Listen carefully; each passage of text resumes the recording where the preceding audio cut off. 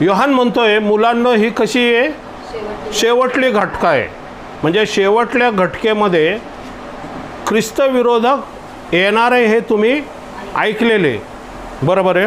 हां, त्याप्रमाणे आताच पुष्कळ ख्रिस्त विरोधक उठले आहेत. हां, पण आताच पुष्कळ ख्रिस्त विरोधक उठलेले आहेत. Praise Lord.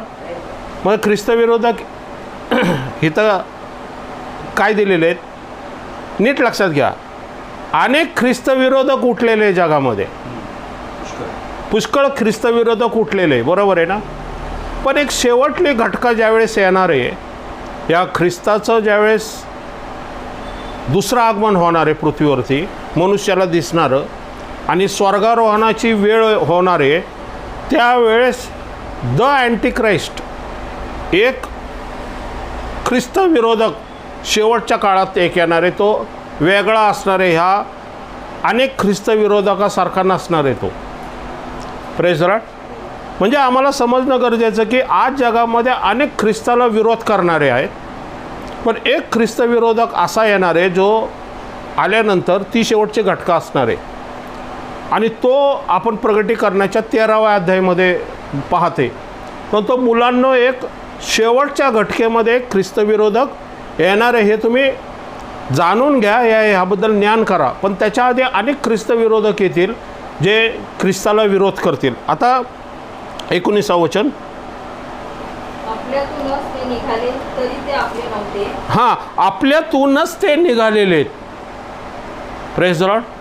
आता आपण हळूहळू टप्प्याने ख्रिस्त विरोधकाचा आत्मा काय जे आहे ना, आता नीट लक्षात घ्या. अँटी क्राइस्ट या ख्रिस्त विरोधक, बरोबर आहे ना. क्राइस्ट याचा अर्थ आहे अनॉइंटेड वन, या मसीहा, या देव. Praise the lord. जीजस हे नाव आहे, येशू हे नाव आहे, पण क्राइस्ट म्हणजे येशू जो अनॉइंटेड आहे, येशू जो मसीहा आहे, या येशू जो तारणारा आहे असा होतो, बरोबर. ज्यावेळेस एका नावाला क्राइस्ट जोडलं जातं त्यावेळेस तो देवाकडून आहे. त्या व्यक्तीला ख्रिस्तच माहीत नाही, तो ख्रिस्ताला विरोध करेल का? Praise the Lord. बरोबर आहे ना. एका पॉलिटिकल पार्टीसमोर जर दुसरी पॉलिटिकल पार्टी असली तर तो त्याला विरोध करेल ना. विरोधी पक्ष आपण म्हणतो. विरोधी पक्ष म्हणजे काय? विरोध करणारा.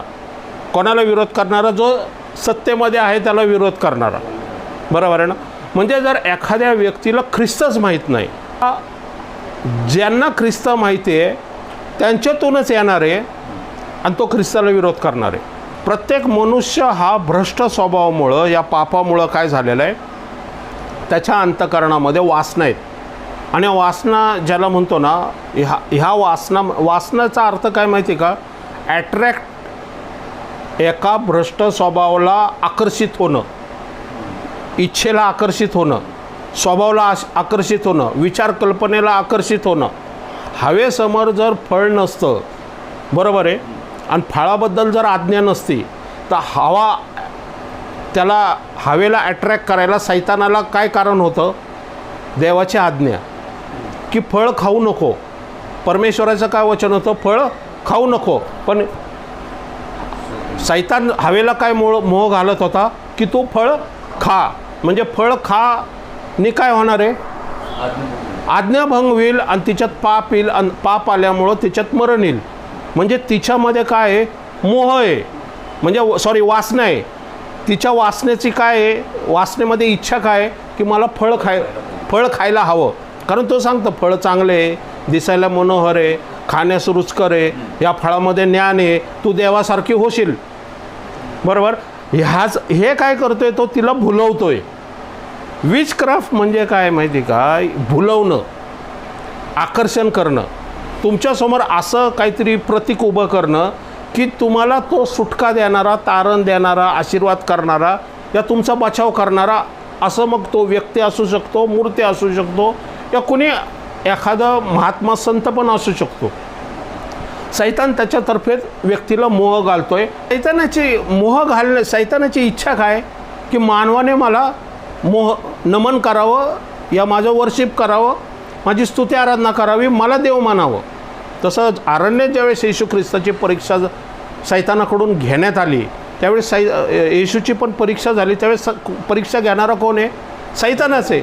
आमच्या जीवनामध्ये अनेक परीक्षा, अनेक समस्या, अनेक त्रास, अनेक आजार, अनेक जे काही संकट जे आमच्यामध्ये येतात, ह्याचा परीक्षक कोण आहे? देव नाही आहे, ह्याचा परीक्षक सैतान आहे.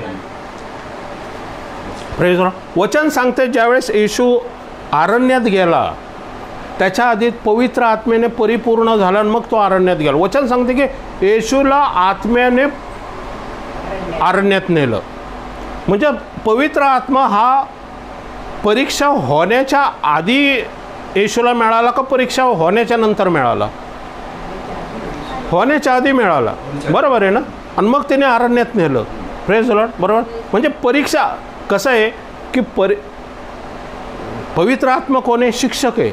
आम्ही ज्यावेळेस परीक्षेला बसतो त्यावेळेस आम्ही अभ्यास केलेला असतो ना, आणि मग आपण ज्यावेळेस जो अभ्यास केला आहे त्याच्यानंतर परीक्षा येते, बरोबर.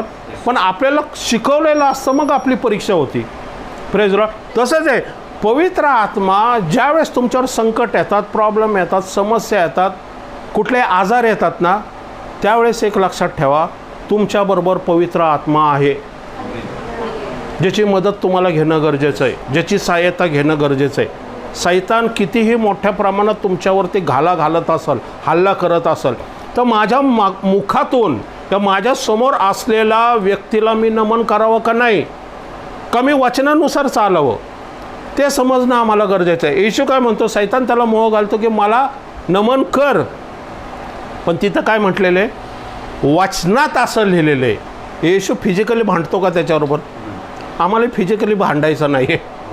आम्हाला एक आपलं माइंड, आपलं जे विचार कल्पना आहे ना, हे ढळता कामा नये, ह्याच्यामध्ये भीती येता कामा नये, ह्याच्यामध्ये शांती असणं गरजेचं आहे, ह्याच्यामध्ये वाचनाचं ज्ञान आम्हाला असणं गरजेचं आहे. प्रत्येक वेळेस लक्षात ठेवा, ज्यावेळेस आमचे चांगले या ज्याला म्हणतो ना योग्य प्रकारेचे वाचनामध्ये आपण बसत असतो, संडेला म्हणा, दररोज प्रार्थनेमध्ये ज्यावेळेस आपण बसत असतो ना, त्यावेळेस आपण वाचनाचं मनन करणं का गरजेचं आहे? या वाचनाचं ज्ञान आम्हाला का असणं गरजेचं आहे? या पवित्र आत्म्याकडून वचन समजून घेणं का गरजेचं आहे? कारण एक लक्षात ठेवा, ह्या जगामध्ये आमची परीक्षा होणार आहे, आणि ह्या परीक्षेमध्ये टिकून राहण्यासाठी आपल्याला वाचनाचं ज्ञान ज्यावेळेस असेल त्यावेळेस संपूर्णतः आम्ही पवित्र आत्म्याच्या अधीन असू, आणि पवित्र आत्मा आम्हाला योग्य प्रकारचं उत्तर देण्यासाठी, योग्य प्रकारचं सामर्थ्य देण्यासाठी, योग्य प्रकारच्या सैतानासमोर टिकून राहण्यासाठी शक्ती सामर्थ्य देतो, आणि त्या शक्ती सामर्थ्याने आपण त्या परीक्षेमध्ये विजय होऊ शकतो. Praise the Lord. म्हणजे सैतान जरी जगात असला तरी देवाने पवित्र आत्मा आमच्यात दिलेला आहे, आणि ह्या पवित्र आत्म्याची मदत आम्हाला घेणं गरजेचं आहे. Praise the Lord. Praise the Lord. म्हणजे आपण आता ह्या काळामध्ये आपण पाहत आहे, आज महागाई किमती वाढलेल्या आहेत. कुठं फिलिपिन्समध्ये भूकंप आलेला आहे, कुठं इस्रायल त्या लेबननवरती हल्ला करतो आहे. म्हणजे जगाची हे परिस्थिती भयंकर आणि भयंकर चाललेली, बरोबर. आणि म्हणून आपल्याला कळणं गरजेचं आहे, ह्या शेवटच्या काळामध्ये आपण चालत असताना जर आपल्याकडं आशा नसली, या ख्रिस्ताचं वचन नसलं ना, आपण ह्या जगामध्ये टिकून राहू शकणार नाही. जगामध्ये टिकून राहण्यासाठी, या परिस्थितीबरोबर सामना करण्यासाठी आम्हाला हे समजणं गरजेचं आहे की ख्रिस्त ह्या परिस्थितीमध्ये आपल्याबरोबर आहे, पवित्र आत्मा आपल्याबरोबर आहे. पवित्र आत्मा प्रत्येक गोष्टीची काळजी घेईल. कदाचित आपल्याला पाण्याच्या याचे थोड्या झाडा बसणारे नाही असं नाही, पण त्याने आमचं फिजिकल अस्तित्वावरती हल्ला होतोय, पण तुमचं स्पिरिच्युअली अस्तित्व, तुमचा आत्मा सुरक्षित आहे. नीट लक्षात घ्या. हा फिजिकली कसं आहे माहिती का, तुमच्या फिजिकल पहिल्यांदा तुमच्या फिजिकल हल्ल्यामध्ये जर आपण कमकुवत झालो, या देवावरती अविश्वास ठेवलो ना, तर पवित्र आत्म्याची मदत आपल्याला मिळणार नाही आहे. Praise the Lord. बरोबर आहे. आपण फिजिकली जर स्ट्रॉंग असू, वचन आत्मा जर आपल्याला चालवतोय, तर आपण फिजिकली पण स्ट्रॉंग असू. कारण आपण जेवढं आपण वचनामध्ये, प्रार्थनेमध्ये चालू ना, तेवढं आपण आत्म्यामध्ये स्ट्रॉंग असू. मग आत्मा आमच्या शरीराला चालवल. जर आपण वचनात आणि प्रार्थनेत बसलो नाही, नीट लक्षात घ्या, वचनात आणि प्रार्थनेत बसलो नाही ना, तर आमचं शरीर जे आहे ना, ह्याला एनर्जी नाही मिळणार. नीट मी प्रत्येक वेळेस म्हणतो, आपल्याकडं प्रत्येकाकडं मोबाईल आहे, मोबाईलला चार्ज लागतो. Praise the Lord. आणि हे जर चार्जिंग जर झालं नाही तर मोबाईल फंक्शन दाखवू शकतो का? डिस्प्ले होऊ शकतो का? नाही होऊ शकत. मग चार्जिंग करायला काय करावं लागतं? ते जे प्लग आहे हा चार्जरमध्ये टाकावा लागतो आणि मग मोबाईलला चार्ज करावा लागतो. Praise the Lord. तसंच आहे, आपलं जे प्लग आहे हा आपला आत्मा आहे. हा आत्मा जोपर्यंत आपण पवित्र आत्म्याबरोबर जोडला जाऊ त्यावेळेस आपला आत्मा चार्ज होईल. मग आत्मा जर चार्ज झाला ना तर बाहेरील शरीर आहे ना त्या चार्जिंगमध्ये डिस्प्ले होईल आणि ख्रिस्ताचा प्रकाश प्रकाशित होईल. ख्रिस्ताचा स्वभाव आपल्यातून प्रकाशित होईल. आपण घाबरणार नाही, कचरणार नाही. समस्या किती जरी भयानक असली तर आपण धीर धरून येशूवरती विश्वास ठेवून त्या परिस्थितीमध्ये सैतानाचा, परिस्थितीचा, आजाराचा, संकटाचा, प्रत्येक समस्याचा आपण सामना करू शकतो.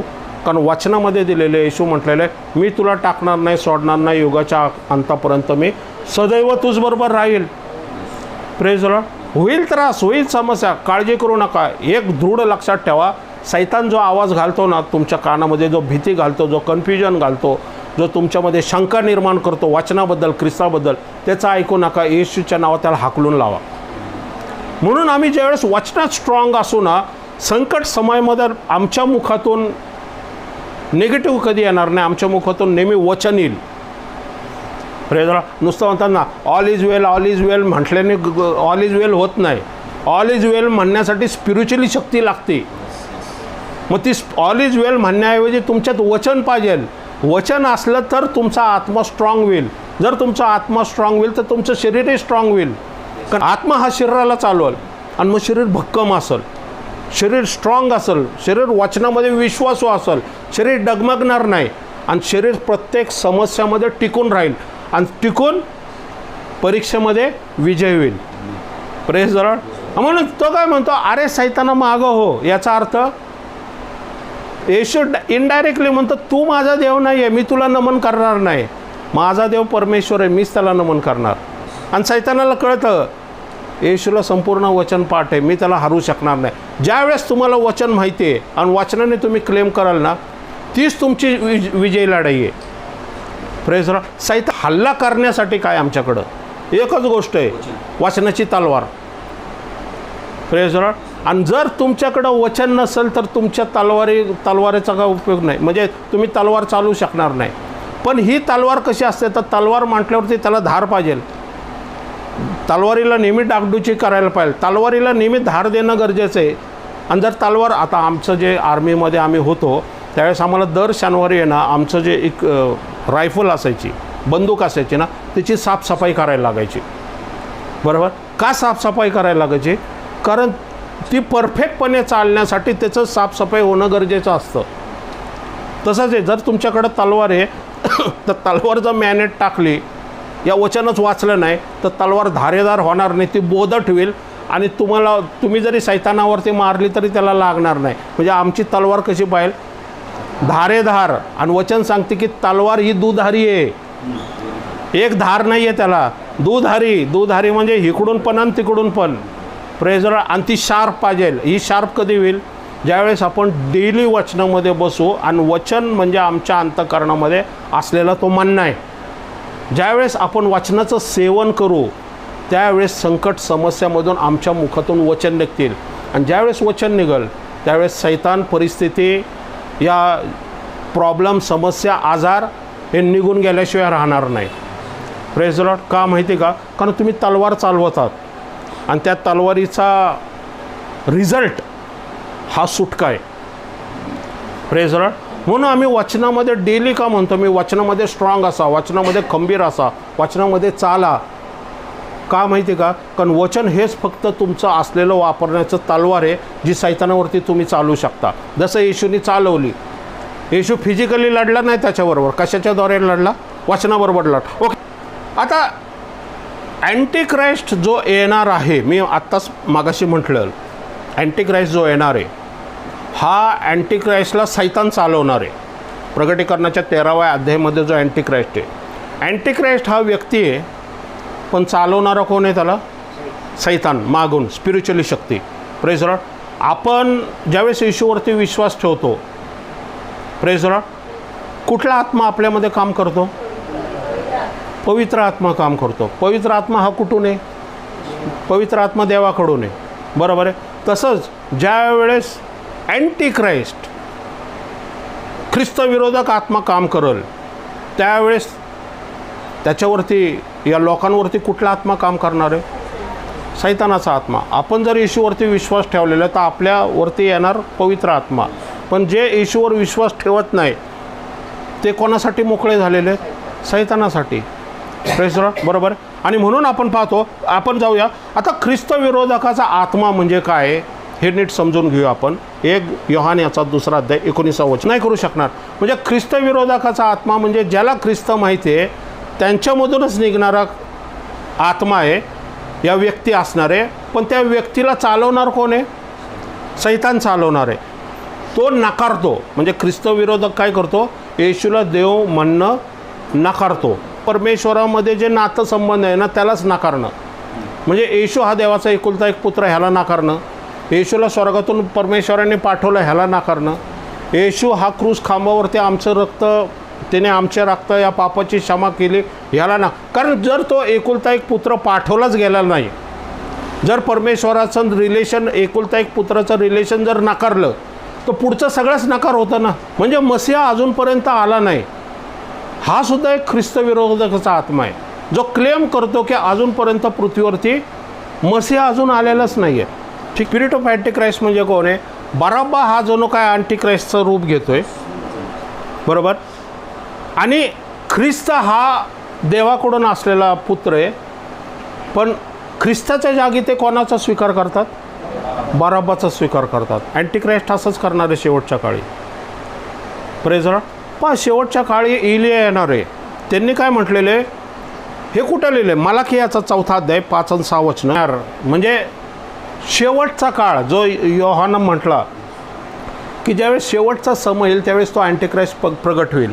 परमेश्वर काय म्हणते? मलाकीद्वारे परमेश्वर काय म्हणतोय?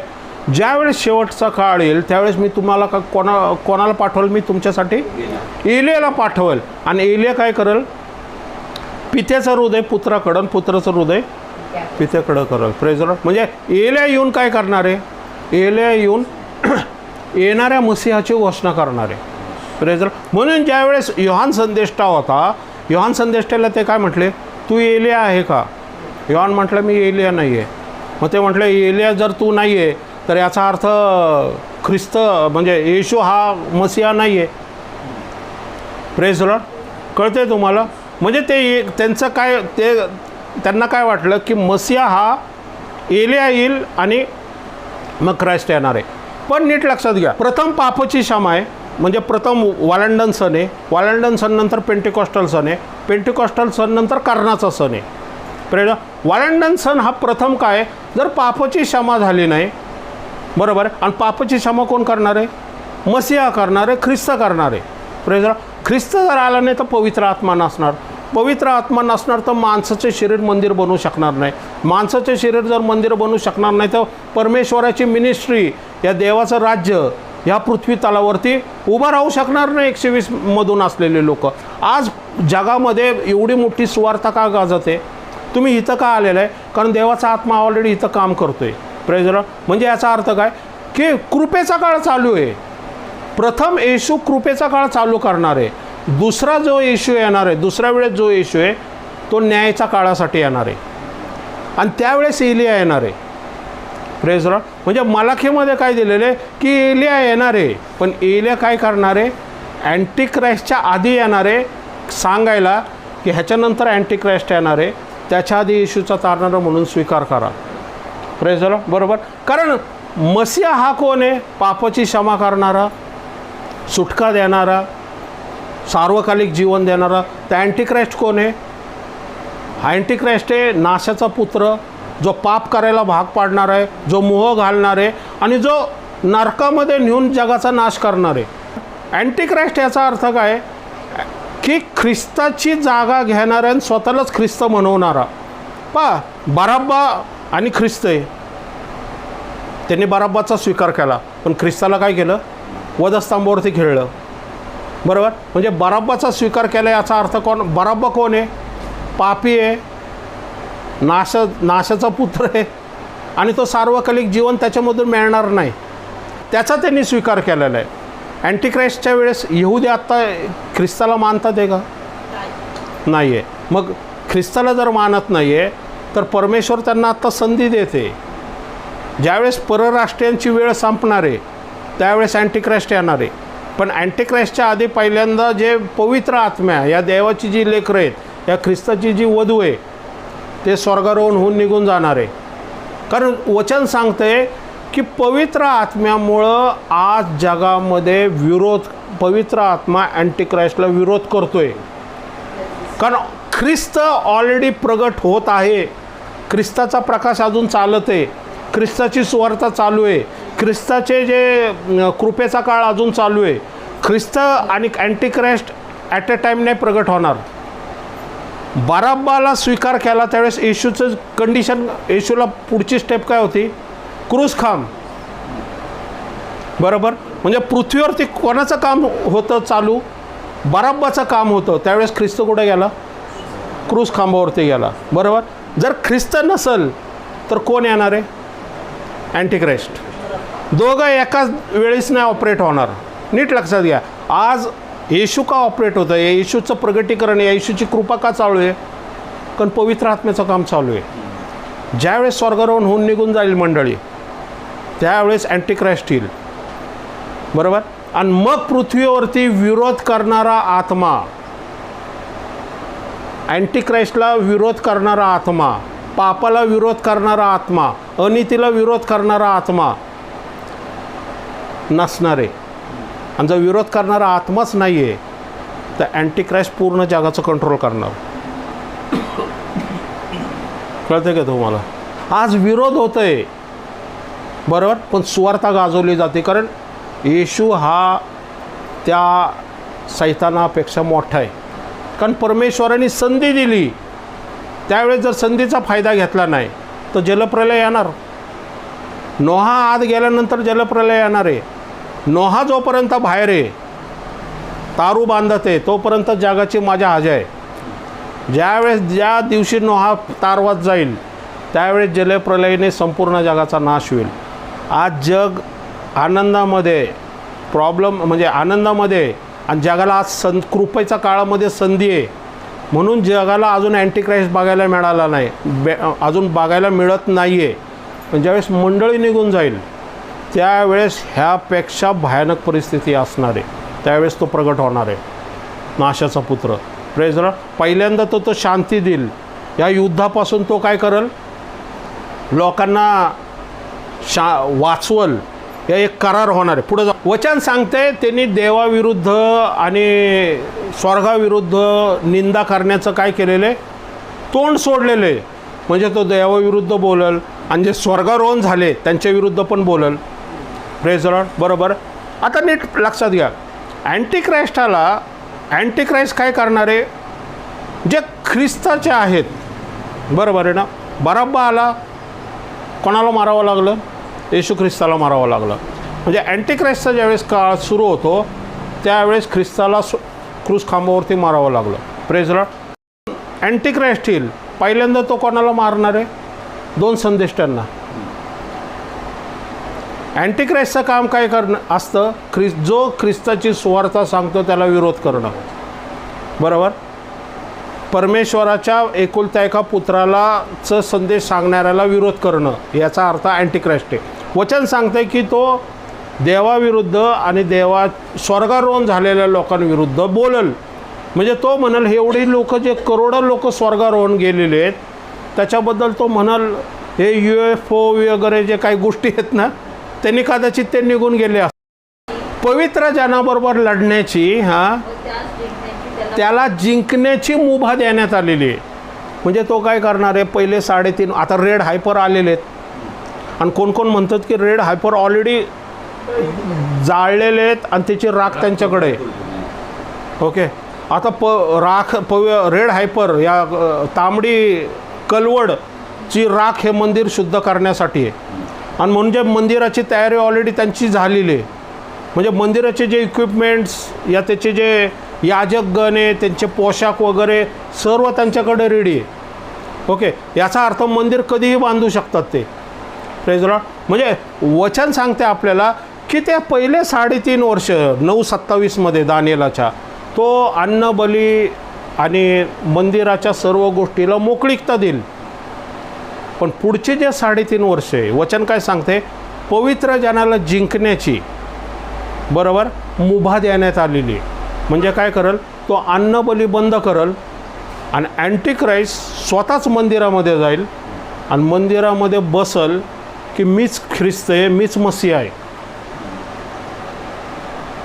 तो काय करल, ख्रिस्ताची जागा घेईल आणि तो म्हणाल मीच देवाकडून आलेलो आहे, मीच मसीह आहे, मीच तारणार आहे.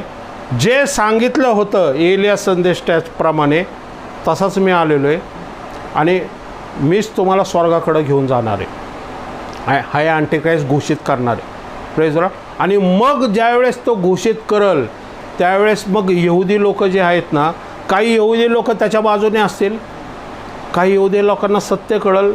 2 संदेष्टे आणि 1,44,000 मधून ते वळतील, ख्रिस्ताकडं वळतील.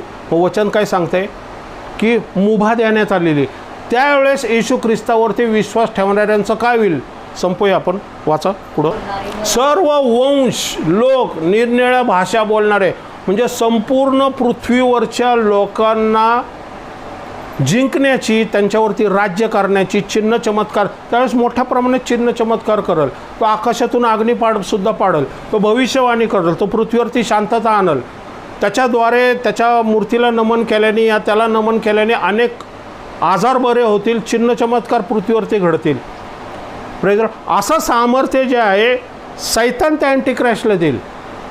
Praise the Lord. हां, निरनिराळ्या भाषा बोलणारे व राष्ट्रे यावर त्याला अधिकार देण्यात आला. अधिकार देण्यात आला. ओके, हां, कोणी दिला आहे हा अधिकार त्याला? सैतानाने त्याला अधिकार दिलेला आहे. आणि देवाने काय दिलेली, मुभा दिलेली. कर तू, का कर? कारण कृपेच्या काळात त्यांनी ख्रिस्ताला स्वीकार केला नाही. एलियाला पाठवलं तरी त्यांनी ख्रिस्ताचा स्वीकार केला नाही. मग कृपेच्या काळातही स्वीकार केला नाही. स्वर्गारोहण झाल्यानंतर एलियाला पाठवलं तर एलिया आणि हानोकाला त्यांनी मारलं, बरोबर आहे. आणि हानोकानं एलियाला मारल्यावर परमेश्वर काय करणार आहे, अँटिक्राइस्टला मुभा देणार आहे की तू जाऊन त्या मंदिरामध्ये बस बाबा. म्हणजे त्यांना कळल की हे देवाकडून नाही आहे. पर हां, पुढं. ख्रिस्ताला नमन करणाऱ्या प्रत्येक व्यक्तीचं नाव जीवनी पुस्तकामध्ये एंटर होऊ शकणार नाही आहे. हां, जर जीवनी पुस्तकामध्ये लिहायचं असेल तर तुम्हाला ख्रिस्ताला स्वीकार करणं गरजेचं आहे. आणि जे ख्रिस्ताचा स्वीकार महासंकटाच्या काळात करणार आहे त्यांचं काय होणार आहे? हां, ज्या कोणाला कान आहे तो ऐको. ज्या कोणाला कान आहे ते ऐको. आत्मा काय म्हणतोय आता नीट ऐका. हां, जो कैदेत जावयाचा तो कैदेत. नंबर 1, जे ख्रिस्ताचा तारणारा म्हणून स्वीकार करतील अँटिक्राइस्टच्या काळात त्यांना कैदेत जावं लागेल. नंबर 2, हां, जो तलवारीने जीवे मारील त्याला तलवारीने मरणे भाग आहे. या तर मग रक्तसाक्षी करावं लागेल, कैदेत जावं लागेल. आणि नंबर 2, तलवारीने मारावं लागेल. प्रेषितांच्या कृत्यामध्ये हेच होतं. सर्व 12 प्रेषित रक्तसाक्षी झाले. पाऊल पेत्र तलवारीने वध झाला. त्यावेळेस अँटिक्राइस्टचं स्पिरिट चालू होतं. पण हा द अँटिक्राइस्ट आहे. द म्हणजे शेवटचा असणार आहे, देवाच्या मंदिरात बसणार आहे. म्हणजे इथं ट्रिनिटी दिसती. परमेश्वराने येशू ख्रिस्ताला पाठवलं, येशू ख्रिस्त स्वर्गात जाऊन पवित्र आत्मा आला. Praise the Lord. तसंच सैतान अँटिक्राइस्टला पाठवणार आहे, त्याचा पुत्र म्हणून, नाशाचा पुत्र. आणि सैतानाला मदत करायला खोटा संदेष्टा येणार आहे. Praise the Lord. पुढच्या वेळेस आपण खोट्या संदेष्टाबद्दल शिकूया. लक्षात घ्या, आपण काळाच्या अत्यंत जवळ आहोत. जर आपल्याला महासंकटाच्या काळात जायचं नाही तर हे जे स्वर्गारोहण आहे ते सर्वात महत्त्वाचं आहे. आणि जर आपण येशूवरती विश्वास ठेवलेला आहे तर सैतान भुरळ घालल, मोह घालल की आपण विश्वासापासून डळमळू, वचनापासून डळमळू. आमच्या आत्म्याचं तर तारण झालेलं आहे. नीट लक्षात घ्या, मी तुम्हाला घाबरवत नाही. आमच्या आत्म्याचं तारण झालेलं आहे. पण देवाची सेवा, या देवाची जी डेस्टिनेशन आहे अजून आपली पूर्ण झालेली नाही आहे. ती जर पूर्ण करू नये आपण, म्हणून तो अडखळण घालेल, तो सुवार्तेला विरोध करेल, तो पास्टरां पाठीमागं उभं राहण्यास तुम्हाला विरोध करेल, तो तुमच्यामध्ये वाचनात बसू देणार नाही, मीटिंगमध्ये असं येऊन देवाचं ज्ञान शिकू देणार नाही, देवाच्या सानिध्यात चालू शकणार नाही. होईल तेवढं तो काय करेल, तुम्हाला जगामध्ये ठेवल, वचनापासून लांब ठेवल. का माहिती का, की ह्या काळामध्ये तुम्ही थंड पडावं आणि ख्रिस्ताच्या सेवकांच्या पाठीमागं प्रखररित्या प्रार्थनेद्वारे, फायनान्सद्वारे, या हेल्पद्वारे मदत करू नये म्हणून होईल तेवढा प्रयत्न करेल. मग ह्या काळामध्ये आपल्याला हेच समजणं गरजेचं की देवाच्या सेवेका पाठीमागं आपण प्रत्येक ठिकाणी उभं राहणं गरजेचं आहे, प्रार्थनेद्वारे, फायनान्सद्वारे आणि त्याच्या मिनिस्ट्रीला मदत करण्याद्वारे. कारण काय माहिती का, की त्या व्यक्तीमुळं या त्या अभिषेकामुळं अनेक आत्मे जे देवाकडे येतात ते, आणि ते देवाकडे आल्यानंतर ते पण स्वर्गारोहण होऊन निघून जातात. वर्ष युद्ध आहे, टिकून राहावा विश्वासामध्ये, प्रार्थनेमध्ये. देव तुम्हाला मदत करेल, सहाय्य करेल आणि देवाचं प्रत्येक कार्य आनंदाने, विश्वासाने करत राहा. ही बाहेरची परिस्थितीची अपेक्षा करू नका सुधारल, हे अजून वर्स्ट अजून वर्स्ट होईल. पण एक लक्षात ठेवा, येशू तुमच्याबरोबर आहे, पवित्र आत्मा तुमच्याबरोबर आहे. अजून तुम्ही कृपेच्या काळामध्ये, देवाच्या योजनेप्रमाणे कृपेच्या काळात आहात. म्हणून येशूने जसं सांगितलं तो टाकणार नाही, सोडणार नाही, प्रत्येक परिस्थितीमध्ये तुम्हाला मदत करणार. कारण जे पीडा आल्या मिसरमध्ये, त्या मिसरमध्ये आल्या, गोशन प्रांतात आल्या नाही. कारण गोशन प्रांतामध्ये परमेश्वराचं कुंपण आणि ज्याला म्हणतो ना आशीर्वाद गोशन प्रांतावरती होते. तसंच तुम्ही आज जे आहात विश्वासणारे, तुमच्याभोवती कुंपण, तुमच्या शरीराभोवती, तुमच्या घराभोवती, तुमच्या नोकरीभोवती, तुमच्या फायनान्सभोवती, तुमच्या नातेवाईकांभोवती, तुमच्या रिलेशनशिपभोवती देवाचं कुंपण आहे. आणि हे कुंपण निरंतर प्रार्थनेमध्ये टिकून ठेवा, भक्कम ठेवा. देवाची पवित्र आत्म्याची मदत घ्या, देवदूतांची मदत घ्या. Praise Lord. परमेश्वर तुम्हाला आशीर्वादित करो. आपण प्रार्थनेमध्ये जाऊ. आता तुमची वेळ आहे.